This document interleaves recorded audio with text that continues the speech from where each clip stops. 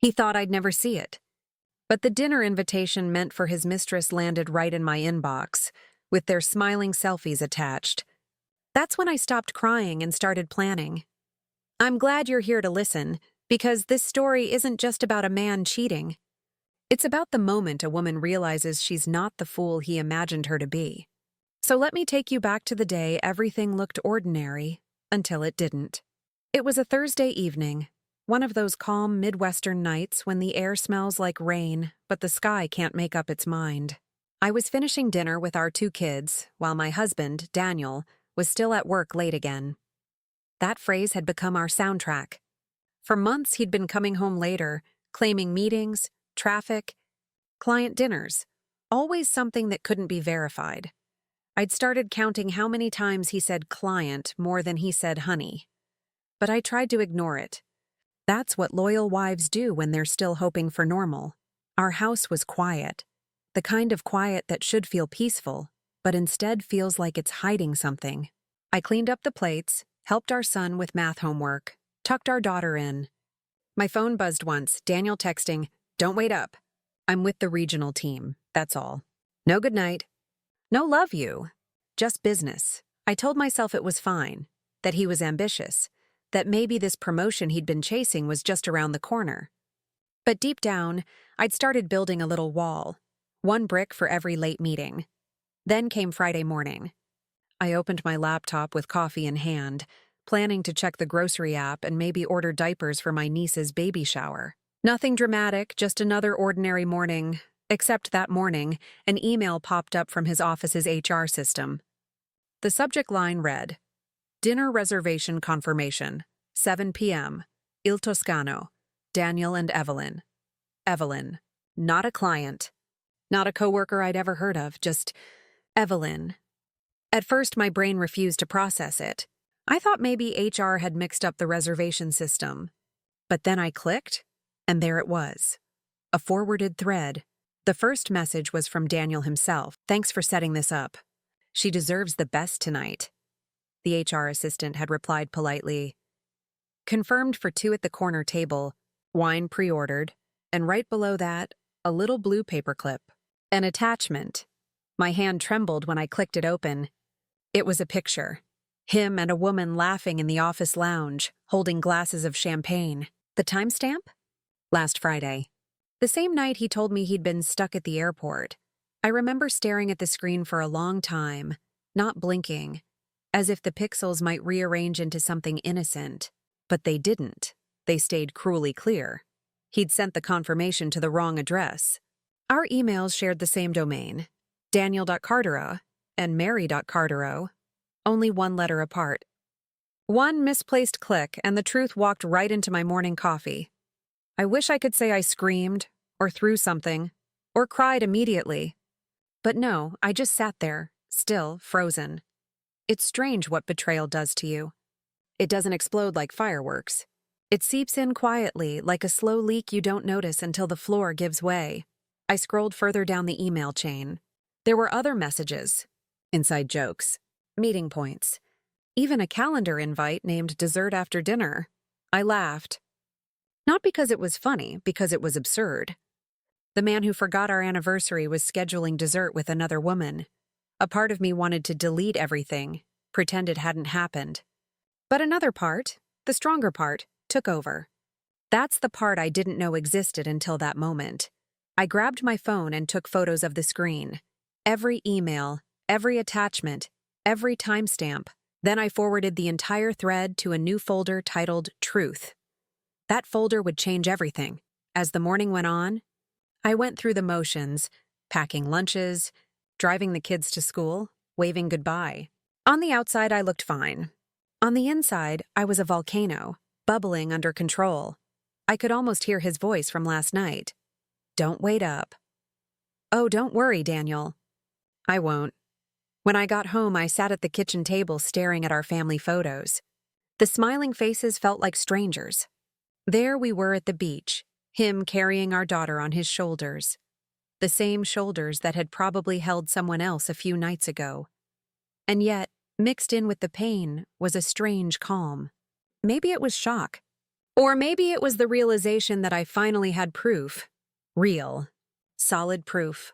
All the late nights, all the vague answers, the perfume smell that must be from a client's hug, the new cologne, the sudden interest in working out. Every piece fell into place like a cruel puzzle finally revealing its picture. But the question wasn't if he cheated. The question was, what was I going to do about it? I didn't know then that this would lead to a confrontation so public that even his boss would call me personally. I didn't know that my quiet little act, a single email forward, would end his double life in one afternoon. But I knew one thing.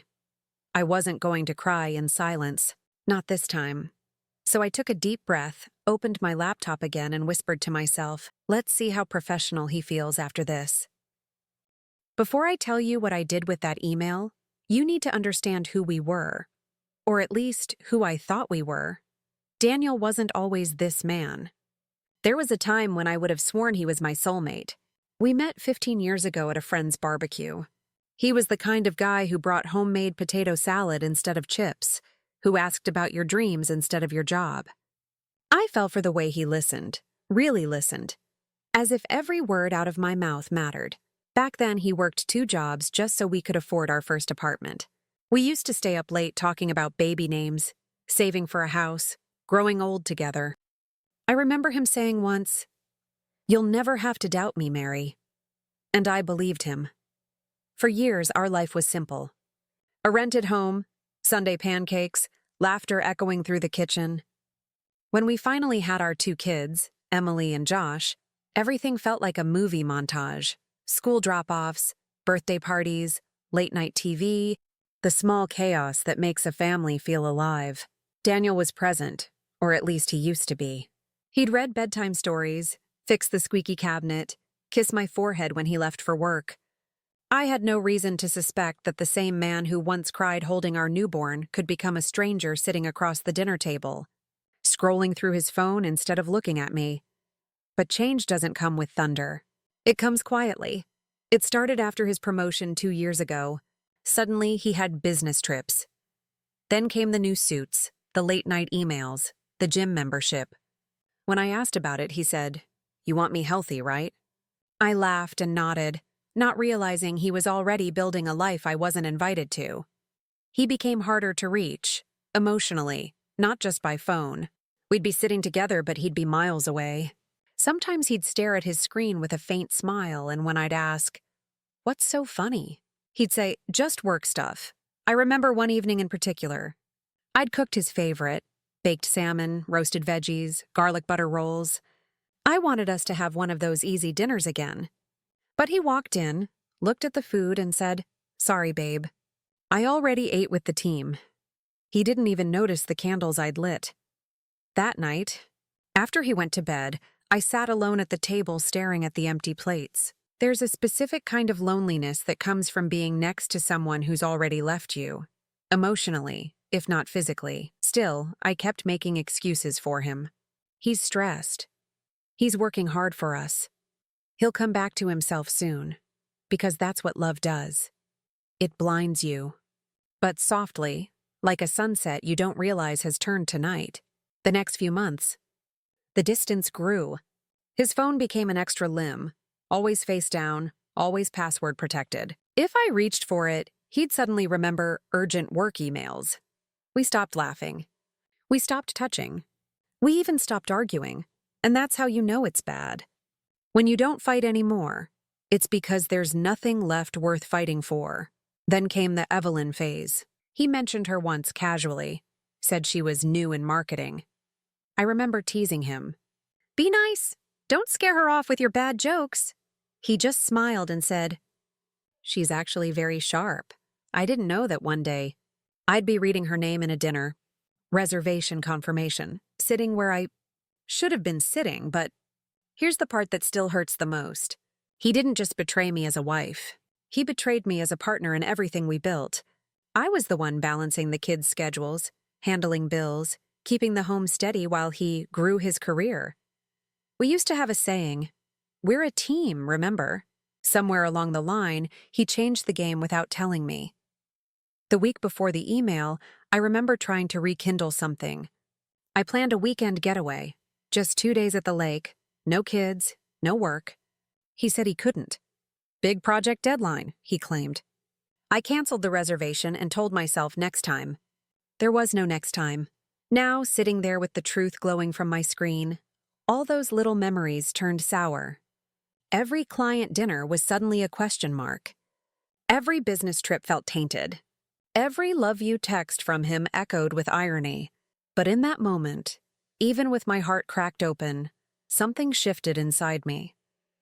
I realized how small I had made myself to keep our world intact, and how unworthy he was of that sacrifice. So instead of screaming or calling him right away, I did something else. I printed the emails, every single one of them. I slid them into a folder and tucked it into the drawer where I kept our tax papers, because I knew I'd need it. Not just for confrontation, for protection. I didn't want to fight. I wanted justice. Quiet, calculated, undeniable justice. That night, when he came home, I watched him. He walked through the door with that same polished smile, kissed me on the forehead, and said, "Long day." "How was your day, babe?" I almost laughed. Because while he was lying straight to my face, I was sitting on the truth that would undo him. I told him, it was fine. Just the usual. And for the first time in months, I meant it differently. It was fine. Because I finally had control again. He poured himself a drink, loosened his tie, started scrolling through his phone, the same phone that held all the lies he thought he'd buried.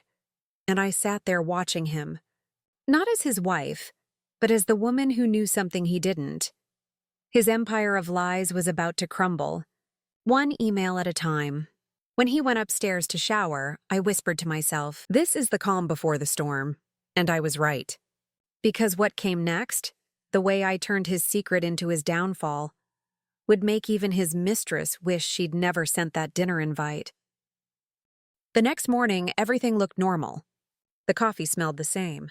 The kids argued about cereal. Daniel kissed me goodbye like he always did. But once the door closed, the air felt heavier, like the walls knew something he didn't. I sat at the kitchen table, staring at my laptop. That email, the dinner reservation with her name on it, was still open. A simple line in the subject. Reservation confirmed for Daniel and Evelyn. Table for 2, Thursday, 7 p.m.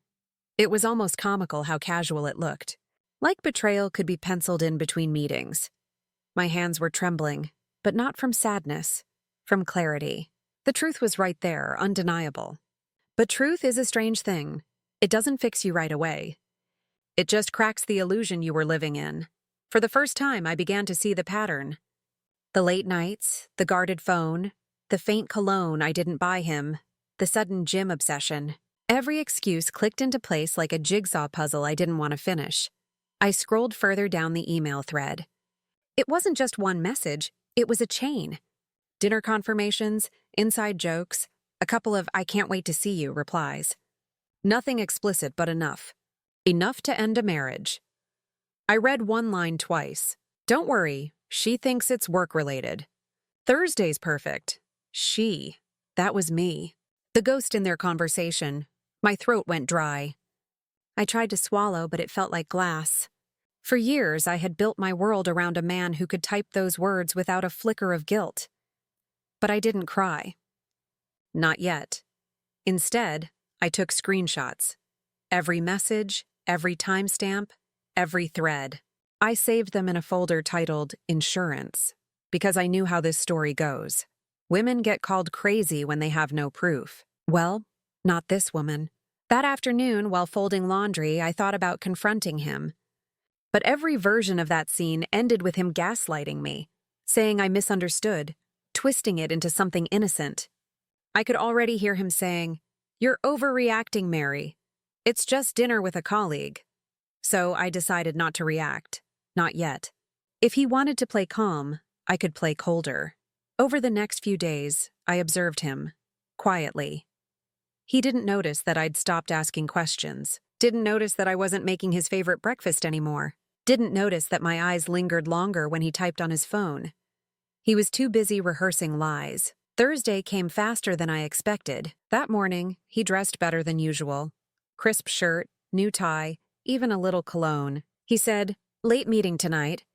Don't wait up," and kissed me on the cheek like a man deserving of peace. As the door closed, I whispered to myself, "Enjoy your dinner, Daniel."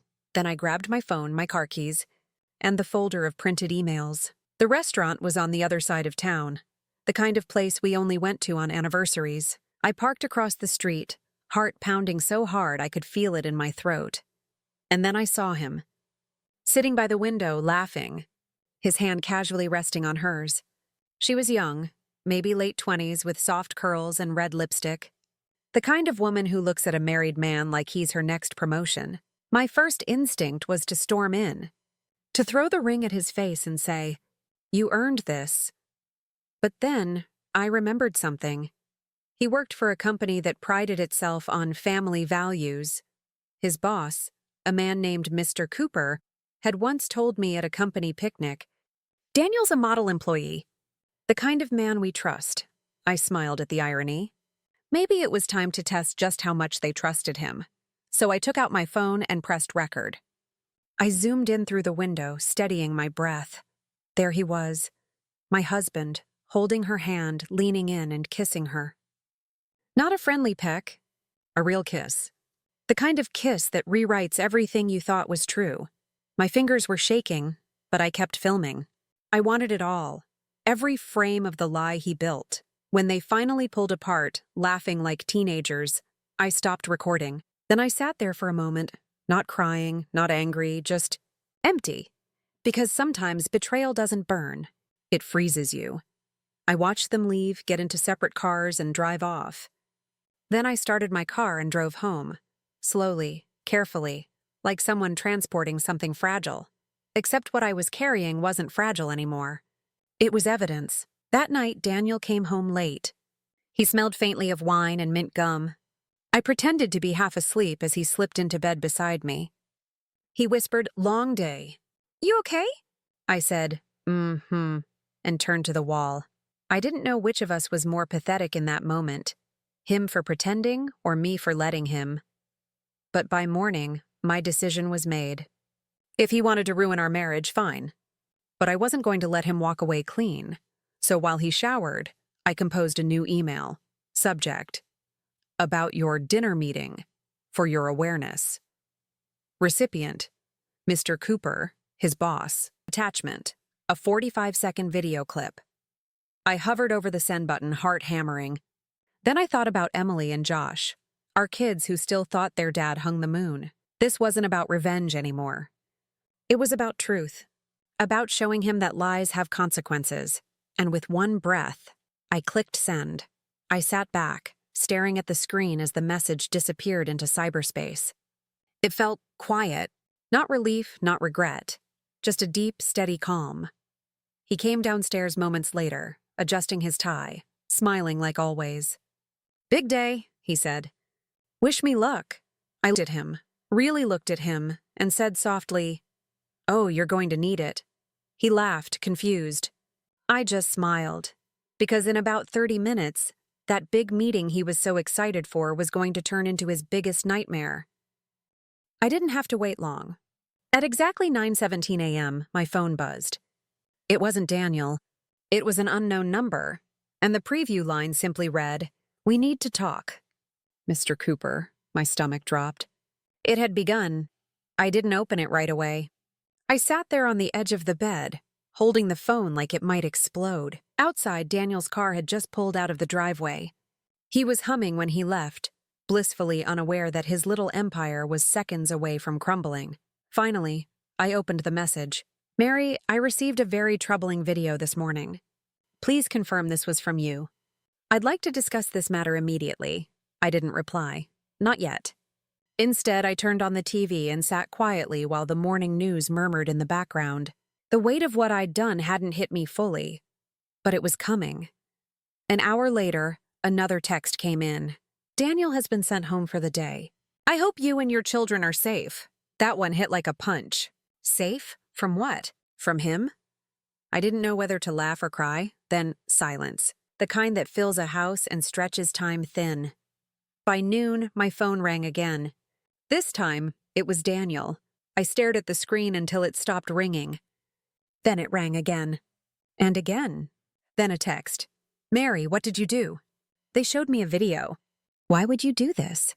I typed back, why would you? I didn't send it. I deleted it.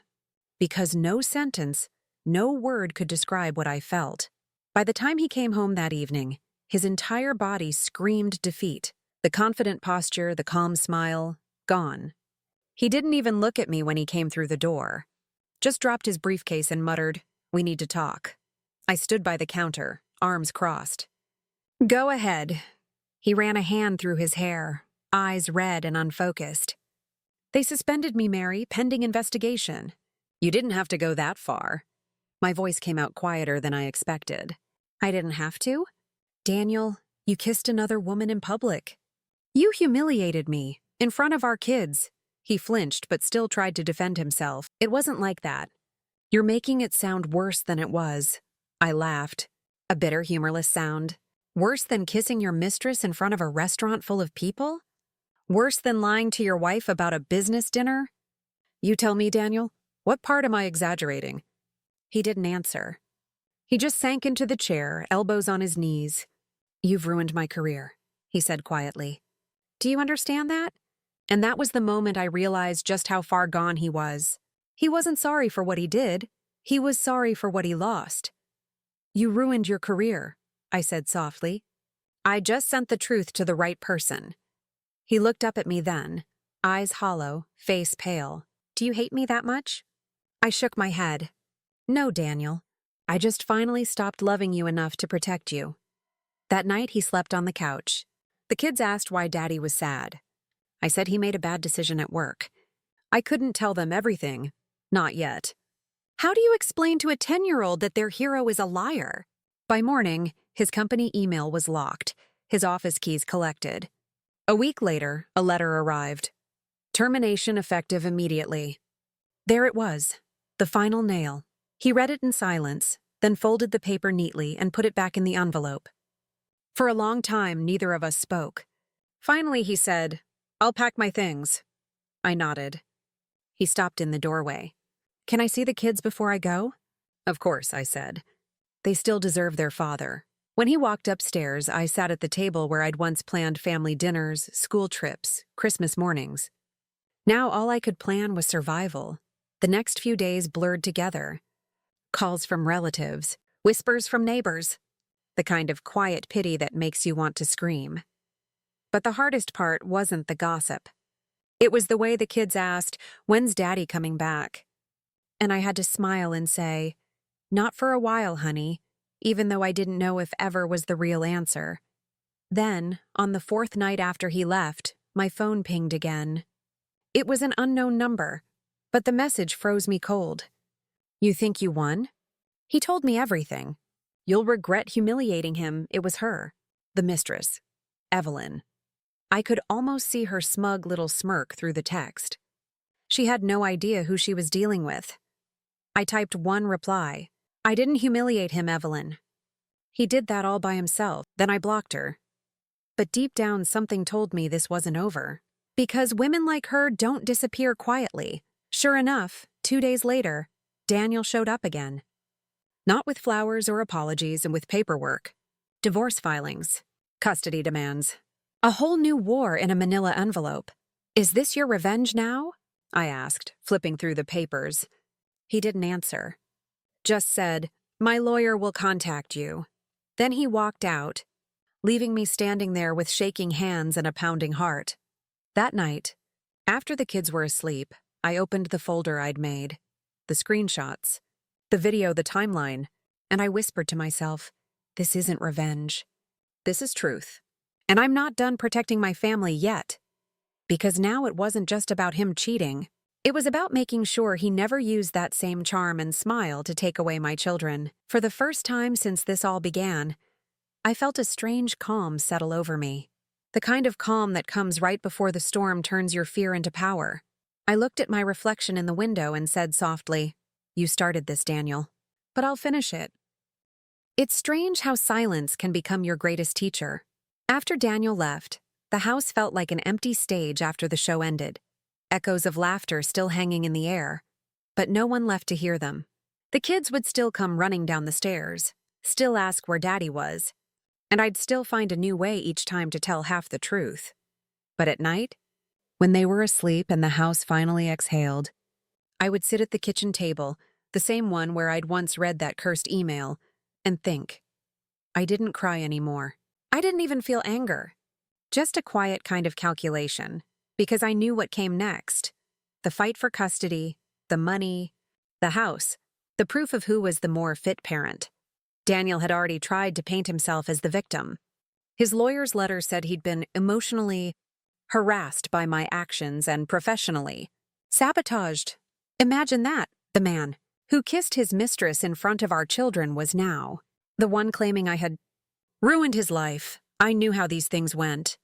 Men like him, charming, articulate, with a solid career history, always found a way to twist the story. But this time I wasn't going to be the quiet, tearful wife who apologizes for being hurt. This time I would become the calm, prepared woman who knows the truth and knows exactly when to use it. So, I started planning. First, I made copies of everything. The emails, the screenshots, the video, even the text from his mistress. Then I visited a lawyer, not the cheap kind who hands out business cards in coffee shops, but a serious, sharp-eyed woman named Denise Park.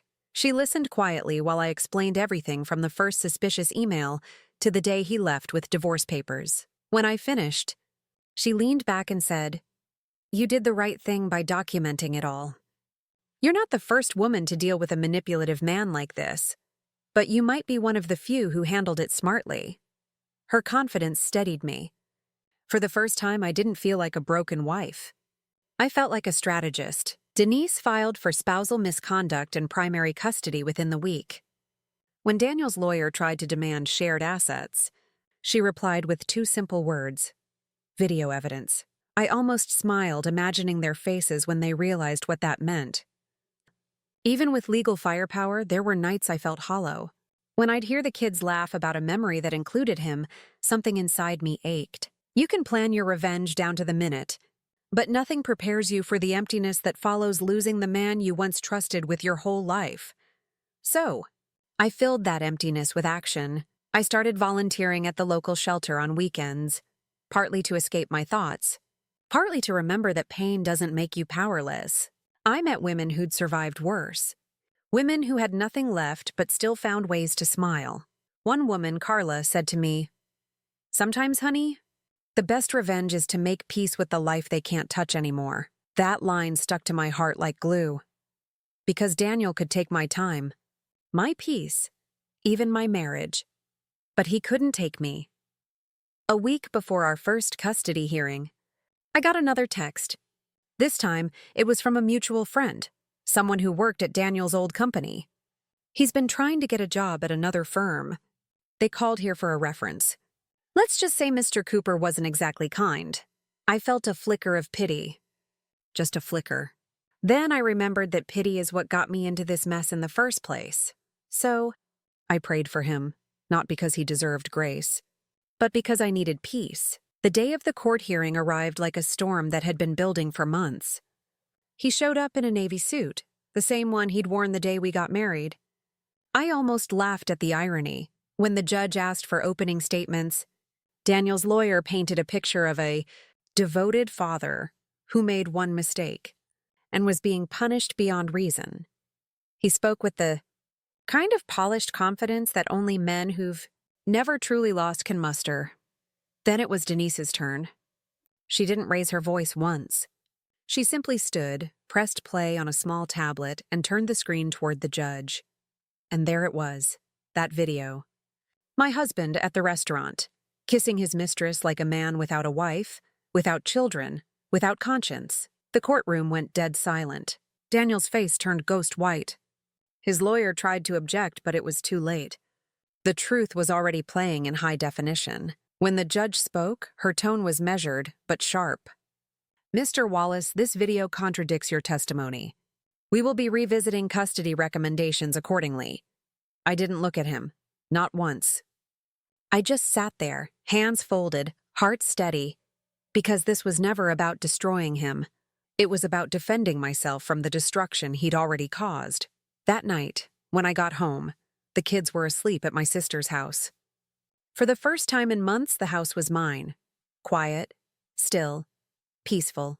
I poured myself a glass of wine and sat by the window. I thought about the woman I used to be, the one who double-checked his shirts for lipstick stains, who believed the late nights meant dedication, not deception. She was gone. And in her place was someone wiser. Someone stronger, the kind of woman who doesn't need to scream to be heard. The next morning, I received an email from Daniel. No subject line. No greeting. Just one sentence. You didn't have to destroy me. I stared at it for a long time, then typed back. You destroyed yourself. I just stopped covering for you. And I hit send. No anger. No hesitation. Just closure in the form of truth. As I set my phone down, I realized this was the real turning point. Not the video. Not the court. Not even the exposure.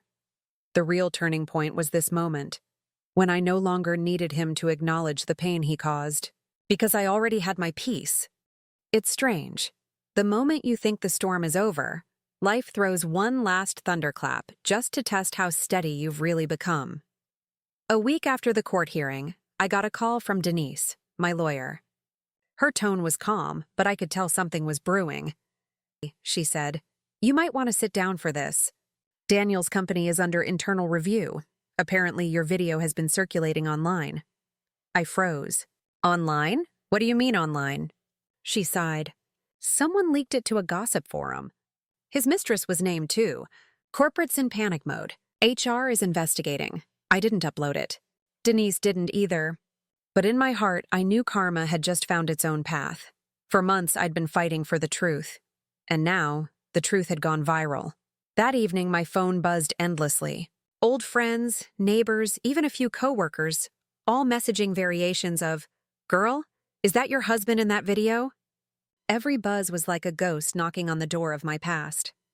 At first, I didn't respond. I didn't need to explain. Let people draw their conclusions. But then one message came that hit differently. From Daniel himself. "You happy now? My boss suspended me. My reputation's gone. You got what you wanted." I stared at the screen for a while.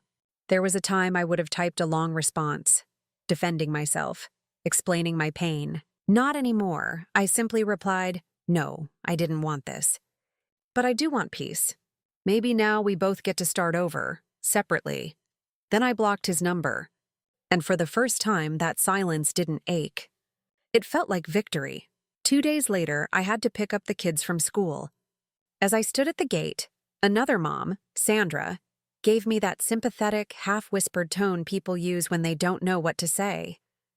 "I just saw the video. I can't imagine what you went through." I smiled softly. "You don't have to imagine. Just promise yourself never to ignore your gut." And she nodded, because every woman there understood. They'd all seen betrayal in some form. They all knew what it cost to keep smiling through it. But life wasn't done teaching lessons. Later that week, I was walking to my car after grocery shopping when I heard a familiar voice. "May, wait," I turned. It was Daniel. He looked smaller somehow. His crisp shirts were replaced by a wrinkled hoodie, and his eyes carried the kind of exhaustion no sleep could fix. "Can we talk?" he said, breathless. I hesitated. The old me might have walked away. But the new me wanted closure, not revenge. So I nodded. He took a deep breath. "I lost my job. Jessica, she's gone. She says I ruined her life. I guess I ruined mine too." I didn't say anything. I just let him talk. I keep thinking, maybe if I hadn't. I stopped him with one quiet sentence. "You made choices, Daniel. And choices have consequences. That's not punishment. That's accountability." He looked down, ashamed. Then, almost in a whisper, he said, "You were the best thing that ever happened to me." I wanted to cry. Not because of his words, but because I didn't feel anything anymore. That's when I knew the healing had begun. He tried to apologize again, but I shook my head. "I don't hate you. I just don't recognize you anymore. And maybe that's what hurts the most." Then I walked away. No dramatic music, no movie-style tears. Just quiet steps toward my car, and toward the rest of my life. When I sat in the driver's seat, my hands trembled slightly. Not from fear, from release. Because that was it. The final scene of a story I never asked to be part of, but somehow survived anyway. Later that night, after putting the kids to bed, I stood on the balcony and looked out at the city lights. For the first time in years, they looked beautiful again. Not like reminders of everything I'd lost, but like proof that life still moved forward. I thought about how different I'd become. How once I'd built my entire world around a man, and now I was learning to rebuild it around myself. I whispered to the night, "I forgive you, Daniel. Not because you deserve it, but because I deserve peace." And just like that, something in me finally let go. The next morning, I woke up early. The sun was soft, golden, the kind of light that makes everything look new. I made pancakes for the kids. They giggled, messy with syrup, their laughter filling the kitchen like music. That's when it hit me. I didn't need revenge anymore. I already had justice and joy. The video, the court case, the exposure. All of it had been just noise. The real victory was right here, in the quiet moments I'd reclaimed. Weeks later, Daniel moved out of state. We communicated only through lawyers. I didn't check his social media, didn't ask mutual friends, didn't care. Because when you finally healed, curiosity fades. Peace doesn't need updates. That weekend, I took the kids to the same playground where we used to go as a family. They climbed the slides, shouted my name, laughed until they were breathless. And in that laughter, I heard my new beginning. I sat on the bench, smiled to myself, and whispered, "We still have our laughter, and that's enough." It's strange how life becomes quiet after the storm. Not empty, just still. That first month after Daniel moved out felt like walking through a house that finally exhaled. For years, our walls had absorbed tension, lies, arguments whispered after bedtime. Now, when I came home from work, there was only peace. The hum of the refrigerator, the sound of my kids' laughter drifting from their rooms, the smell of lavender from the candle I finally lit again. At first, I didn't know what to do with the silence. I'd been someone's wife for 16 years. My identity had been tied to being us. Now it was just me. And that was terrifying and freeing at the same time. I started small. I reorganized the kitchen, got rid of the old dishes we'd bought together, replaced them with bright blue plates the kids picked out. I changed the bed sheets, painted the living room wall a warm golden cream. Each tiny change was like pulling a thorn out of my skin. I was creating a space that didn't whisper his name anymore. One evening, while folding laundry, my daughter looked up and said, "Mommy, you smile more now." I stopped mid-fold. She was right, I hadn't realized it until then. I'd been smiling without guilt. Without pretending, slowly, people stopped asking about Daniel. Neighbors who once avoided eye contact now waved again. My co-workers at the library, sweet women in their 40s and 50s, started inviting me to Friday lunches. At first, I hesitated. I'd spent so long shrinking into myself that the idea of socializing felt foreign. But I went. And there, over iced coffee and laughter, I rediscovered something I thought I'd lost. My own voice. They didn't see me as the woman whose husband cheated. They saw me as Mae, the woman who made jokes about bad parking, who loved her kids fiercely, who finally looked alive again. A few weeks later, I joined a women's support group at the community center. Every Wednesday evening, a circle of us, widows, divorcees, single moms, shared stories. Painful, raw, sometimes funny. Listening to them, I realized how universal betrayal was. Not the same details, but the same ache, the same quiet rebuilding. And for the first time, I didn't feel alone. One night, after a session, a woman named Karen said, "Mae, the way you talk, you should write these stories down." People would relate, I laughed. Me, right? But the idea lingered. So the next morning, after dropping the kids off, I opened my laptop, stared at the blinking cursor, and just started typing. Not for revenge. Not for closure, just to remember. And the words poured out. The fear, the anger, the disbelief. The quiet moments of courage I didn't even notice at the time. By the time I stopped, tears had blurred my vision. But they weren't sad tears. They were cleansing. Weeks turned into months. I didn't chase the idea of dating again. I wasn't ready, and that was okay. I wasn't broken, just rebuilding. One morning, while sipping coffee on the porch, I realized I hadn't thought about Daniel in days. Not with bitterness, not with longing, just indifference. And that's when I smiled. Because indifference, I realized, is the true end of heartbreak. The kids were thriving too. My son joined a little league team. My daughter started drawing again. We built new routines: Saturday pancake mornings, Sunday movie nights, school drop-offs filled with bad singing and inside jokes. There was no pretending anymore. No fear of tension exploding. Just real laughter, real warmth. Then one evening, while scrolling through my email, I noticed something strange. A message from Daniel's former coworker. She wrote, "Hi May, I just wanted to tell you something. When HR investigated, they found out you weren't the one who leaked the video. Someone from his team did, because they were tired of covering for him. He's moved to another city now, but your story made a lot of us rethink what we tolerate at work. You should know that." I sat there reading it twice. It was poetic in a way. The truth that had hurt me had also freed others. For a moment, I felt a quiet pride. Not the kind that shouts, the kind that exhales. That night, after the kids fell asleep, I stood in front of the mirror. For years, I'd looked into that reflection, searching for who I used to be. Now, I saw someone entirely new. My wrinkles hadn't vanished. My gray hairs still peeked through. But there was something different in my eyes. Peace. I whispered, "You made it, May." And I believed it. The next morning, I drove the kids to the beach. We walked barefoot in the sand, waves brushing our feet. They ran ahead, chasing the tide, their laughter carried by the wind. I took a deep breath, the salty air, the sun warming my skin, and thought, this is what healing looks like. Not grand gestures, not apologies that never come. Just small, ordinary moments that start to feel extraordinary again. As the sun dipped low, my daughter ran back and held my hand. "Mommy," she said, "we're happy now, right?" I looked at her, smiled, and nodded.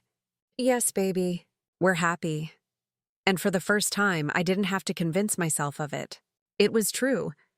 Sometimes I sit on my porch at sunset with a cup of tea and think about how strange life can be. How one email, a single message meant for someone else, can change everything. It used to hurt, remembering the woman I was that morning. The one who thought she had a safe home, a faithful husband, a future built on trust. But now I see her differently. She wasn't naive, she was hopeful. And there's no shame in hope. People often ask me if I regret forwarding that email, if I wish I'd handled it differently, and I tell them, no, I didn't expose him to be cruel. I exposed the truth because I'd spent too many years covering up lies. Sometimes the bravest thing a person can do is stop protecting the one who keeps breaking them. It wasn't revenge. It was self-respect. And I think a lot of women need to hear that. Healing didn't come overnight. It came in quiet ways, in mornings without dread, in laughter that didn't feel forced, in realizing I could pay the bills, fix the faucet, sign the permission slips. All without him. Every time I did something alone, something small but steady, I felt a piece of my confidence returning. That's the part no one talks about after betrayal. The silent strength you build when you're forced to rely on yourself. You don't rise like a phoenix. You rebuild like a gardener. One seed, one day, one breath at a time. Looking back, I don't hate Daniel. Hate would mean he still holds space in my heart, and he doesn't. He's just a chapter I've finished reading. And though it was painful, it taught me more about love, boundaries, and dignity than any happy marriage could have. If I ever meet someone again, I'll love with my eyes open, not out of fear, but wisdom, because I know what I deserve now. To every woman listening, if you've ever been lied to, humiliated, or made to question your worth, please remember this. You are not defined by the person who betrayed you. You are defined by the way you rise afterward. You are not broken, you are becoming. Every time you choose peace over chaos, truth over silence, you reclaim a piece of yourself. And one day you'll look in the mirror and realize you're not the same woman who cried herself to sleep. You're stronger. You're softer in some places, tougher in others. And you're enough. If I could go back and tell my old self one thing, I'd say, don't be afraid of endings. Some endings are the only way new beginnings can breathe. I didn't just lose a husband. I found my freedom. I found my laughter again. I found me. Now, when I see my kids smiling, when I hear them laugh without tension in the air, I know everything I went through had meaning. Because I taught them, without ever saying it, that you don't have to stay where you're disrespected. That love doesn't mean pain. That silence isn't strength. Truth is, they saw their mother stand up for herself with grace. And I hope that's the legacy they carry. Not bitterness, but courage. So tonight, as I end this story, I want to say thank you to whoever's listening right now. Maybe you're driving home after a long day, or maybe you're lying awake wondering if you'll ever feel whole again. Let me be the voice that tells you, you will. Because healing isn't just possible. It's waiting for you to believe in it. Did you like my story? Please like and subscribe and tell me in the comments where you're listening from. I want to know how far this story of mine travels. And remember this, sometimes the truth will hurt you before it heals you. But once it heals you, you'll never let anyone break you the same way again.